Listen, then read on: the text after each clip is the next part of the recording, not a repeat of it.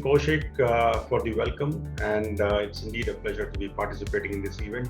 So, honorable speakers, distinguished guests, ladies and gentlemen, first of all, on behalf of BMC, I would like to extend my warm welcome to all the guests to the Gems of Digital India 2020. Now, we heard two of the eminent speakers speak before me, and as a citizen, I'm amazed at the transformation in our government services. And when I went through the list of gems, it just filled me with pride. Also, I can't thank enough everyone here in this room and many who work tirelessly in these very difficult situations and times to make sure that citizens like us and citizen services for us continue to reach us despite all odds. So thank you very much. What a year. Although I must say there were many positives as well. Apart from bringing families and friends closer, you would stay in the same for a very, very long time. So I've never stayed with my family this long together. So it was a very nice thing. I could stand with my extended family. It seems the other part of it towards positivity was that the whole world started leveraging technologies like never before. So that was a massive change, and Mr. Mishra also talked about it. With everyone working remotely, it became super critical to keep the momentum and engagement with our colleagues, with our customers extremely high, because that's the way you were talking to each other or communicating. And I think together we did deliver. We did a good job.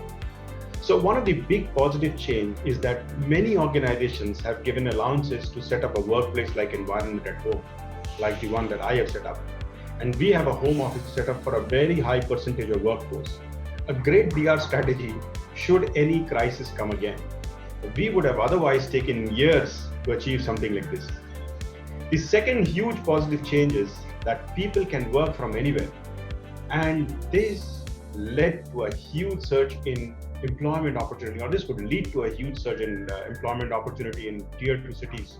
As organizations now adapt and they don't care where a person is working from. So you could work from, I know so many of my friends and colleagues, they're sitting in Uttarakhand and all their hometowns, and they're working from there. If that's possible to do it now, it would be possible in future. At least a big portion of our workforce could come from those towns. That would be a wonderful employment generation opportunity for our tier 2 cities. However, I must say this transition was not easy. We ourselves have a very large R&D center, NOC, and a support center in Pune, which houses almost like 1,500 people, 1,500 employees. This is also a global NOC from where we manage networks and services to almost 60 countries around the world. Now, one fine day, everybody had to access all these resources from their homes. We enabled that, and we successfully continued to run operations, but I must tell you, a lot went behind the scene. And as a site leadership team, I was pretty involved in seeing what was going on in day-to-day activities. We suddenly switched on the VPN access to a very large populations. The first thing that we were worried about is, will it hold? But it did. And like Dr. Mishra said, because of the investment that people had done in technologies, it did fine. And similarly, we went on enabling a lot of secured access to all our employees coming from different laptops. We couldn't even provide. There were so many people who probably didn't have a device, right? So they were using their own device to access services or content from their organization. To give them a secured access was another important thing. A lot of organizations did very well. But I can just tell you, a lot went behind the scene. Now, let me talk about some of the hot technologies everyone is exploring in this new environment. So much of our customers are delivering business services to their customers. Right? Our government is delivering citizen services, and we heard about that. It is very natural for us to think about performance, availability, and end user experience around these citizen services, these customer services, business services, and not around the individual component that lead up to services. So that's a big change that I saw. It's all about what is the experience that people were getting. And the experience was not just for the customers, the experience was also for the own employees, how they were experiencing the services that they were coming in. And I'm going to talk a little bit about that in the future. Technologies like ours was helping customers to focus on business services side of it, or the customer or the citizen services side of it. So our customers wanted to see and monitor the health and experience of their services, and this would give them ability to know where the issue lies if their business services is affected by any reason. So nobody's monitoring individual component, but it's the end service. When that fails, where is the fault? And you immediately fix that and the business services comes out. So this was important. And this would give them ability to maintain the quality of the business services. This was super critical requirement as the surge in digital services went up. Now, today, most of our employees, of our customers, this is the second interesting technology that everybody's talking about. Today, most of the employees of our customers are working from home. Now, trust me, they find it very annoying to call multiple people in IT and help desk to get support. It is sometimes much easier to do a self-help and quickly get answers to your problem. So self-help became the need of the day. We want to be able to do as much ourselves and at the tip of our fingers instead of having to call or mail someone. Now, this is where technologies like chatbots, knowledge management, omni-channel experience comes into play. All in all, what we were doing is we were looking at a world in which the use of artificial intelligence, machine language-based user experience, so that the interface technology feels a lot more human and can be delivered through the choice of channels like WhatsApp, Teams, Skype, and so on. Another important consideration, and this came in a big discussion that I was part of a panel and we were having this discussion.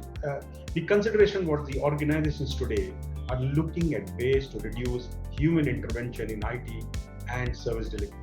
So automation is picking up in a big way. Up until now, it's been a bit difficult to implement automation, especially in a complex, multi-tier, hybrid application stack. So it remained more of a competitive differentiator and less of a service delivery mechanism. That mindset is changing. This crisis has brought to the fore all these discussions that we had probably put off the table for quite some time. And automation is one of the key topics. So with the world evolving into a technology-driven agenda, the organization must partner with technology to support the stability, growth, innovation in what Kaushik mentioned we do regularly is run and reinvent. Let me explain these two terms. Run. You got to maximize the efficiency of your existing operations, cost, performance, security, without impacting the end user experience. So you can free up resources, people, time, compute storage, capacity, to build up and deliver new solutions that help grow your service or become better customer-centric services. And then, of course, you get on to reinvent. You gain these efficiencies from resource, people, compute, etc., and you build and deliver new services and capabilities. And that's the need of the hour, and that's what we are changing as part of our mindset. The next 3 to 5 years will change the fundamental question that all organizations, including our government organization, are going to ask themselves as they think about future and success. Right? That it's going to be a very different way of looking at things. Digital businesses will continue to evolve. It will pressurize public sector agencies, governments to deliver more value to citizens faster and more efficiently than ever. So let me say, a successful government organization of future could evolve into what we call as autonomous digital enterprise, where intelligent, interconnected systems operate with very minimal human intervention across every facet of the organization while aiming to optimize citizen experience. So at BMC, even before this pandemic started, we were thinking about this organization, the organization of the future, the organization in 2025. That's what we took. And we called this an autonomous digital enterprise. What will this organization need to be successful in the new world? So we feverishly started working on these technologies. So there were 3 fundamental focus areas for this organization in 2025. The first thing is it's got to be highly agile, and all our speakers before me, they covered this topic. In the last few months, we all know that we had to spin up new capacities, roll out new services, as the demand for digital services and granting employees and citizens a secured way to access government services came up. This needed a scalable system. An organization who had experienced or experimented with a cloud practice had it a bit easier. Otherwise, it was difficult to immediately scale out the big operation. So with the adoption of SaaS, that's going to be a big thing. Organizations would move very quickly to meet demand on the existing services, as well as they could launch new services. Now, This approach will allow organizations to run and reinvent themselves, as they can be truly disruptive in one area, do new things, and while still supporting all the traditional businesses that they were doing. The second thing, of course, was about citizen centricity or customer centricity. By creating an ecosystem that caters to every touch point of customer or citizen journey across using cognitive automation technologies, these organizations seems to anticipate what the citizen or customer may need and deliver those goods and services at the right time, again, via customers' preferred channel of choice. So that's what's going to be a huge change. Now, these days, you will see some of the banks have started experimenting, giving you the WhatsApp number. Now, WhatsApp is something that you use every day. And there's a bot sitting behind this WhatsApp engine. So whenever you raise a query on it, the bot ensures that there is an answer back. So that's what people have already started experimenting, and that's going to go even further. And the third and the important focus here is about actionable insight. Data, we all know, is the new oil, and analytics is the new engine. And everybody's experimenting with analytics, and we heard from the speakers. Let's assume that every head of department gets an analysis of the experience the citizen had using their services yesterday.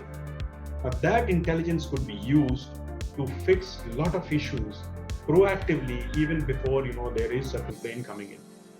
Let me take another example. Security and compliance, extremely important for government agencies and also for the organizations. Now, what is required is an analysis that will continuously help organizations to take all relevant security measures through proactive analytics so that they improve their security postures around vulnerabilities and compliance. Right? Now, each one of these are very interesting technology topics, and whenever we go out and discuss with our customers, it really resonates with them. And I hope it is resonating with all of you as well. Okay, but I must now end by saying that the question now is, how do we capitalize on the opportunities in technology and transformation around and remain relevant in the years to come? That's the key. The reluctance in adopting technology is changing into investment in technology mindset. And I must say, it's never late to start. Wherever you are in your digital journey, start making a change, and that's going to be a huge impact.